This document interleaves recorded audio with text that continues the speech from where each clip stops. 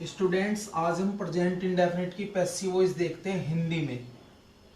तो इसकी पहचान देखते हैं। क्रिया के साथ ता है, ती है, ते है पाया जाए।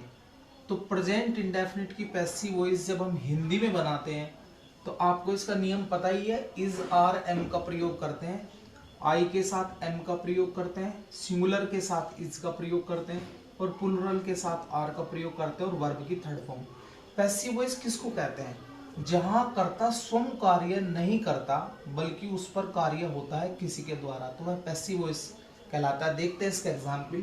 पत्र लिखा जाता है, तो पत्र अपने आप नहीं लिखा जाता बल्कि किसी के द्वारा लिखा जाता है। तो पत्र की अंग्रेजी हम क्या लिखेंगे? The letter.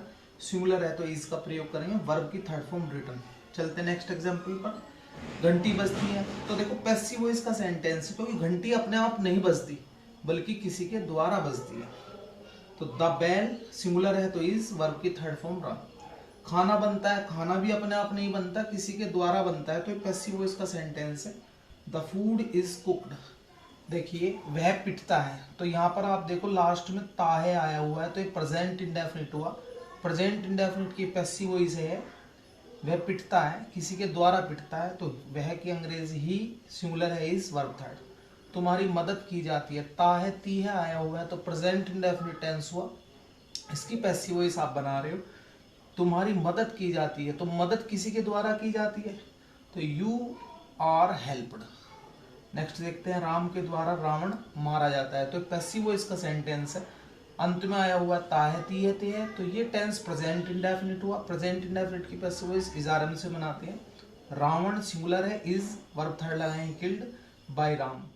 बच्चों प्रेजेंट इंडेफिनिट की पैसिव वॉइस हिंदी में, हिंदी की प्रेजेंट इंडेफिनिट की पैसिव वॉइस सीखने के लिए मैंने आपको इसकी पहचान के बारे में बताया था कि इसकी जो पहचान होती है वो क्रिया के साथ ता है ती है ते है होती है। और प्रेजेंट इंडेफिनिट की हिंदी में जब पैसिव वॉइस बनाते हैं तो सिंगुलर के साथ इज, प्लुरल के साथ आर और आई के साथ एम और वर्ब की थर्ड फॉर्म का प्रयोग करते हैं। देख लेते हैं कुछ हिंदी में इसके एग्जाम्पल। हत्यारों को पकड़ लिया जाता है, तो ये पैसिव वॉइस का सेंटेंस है। तो इसको देखेंगे हम। हत्यारों की जो इंग्लिश होती है वो किलर्स, प्लुरल है तो आर और वर्ब की थर्ड फॉर्म का यूज करेंगे। चलते हैं नेक्स्ट क्वेश्चन पर। गरीबों को कंबल बांटे जाते हैं, पैसिव वॉइस का सेंटेंस है। ब्लैंकेट्स प्लुरल है, आर और बांटने का जो हम अंग्रेजी का यूज करते हैं डिस्ट्रीब्यूटेड, और गरीबों को टू द पुअर। चलते हैं नेक्स्ट एग्जाम्पल पर। स्कूल में भाषण दिए जाते हैं, भाषण को बोलते हैं स्पीच। प्लुरल है तो SEIS का प्रयोग कर देंगे, द स्पीच। प्लुरल है तो आर का प्रयोग करेंगे। वर्ब की third form delivered in the school. चलते हैं नेक्स्ट क्वेश्चन पर। राम के द्वारा रावण को मार दिया जाता है, पैसिव वॉइस का सेंटेंस है बच्चों। देखो ताहे आया हुआ है लास्ट में, तो प्रेजेंट इंडेफिनिट हुआ। प्रेजेंट इंडेफिनिट की passive voice is, are, am से बनाते हैं। तो रावण सिंगुलर है is, verb third by Ram. चलते हैं नेक्स्ट क्वेश्चन पर।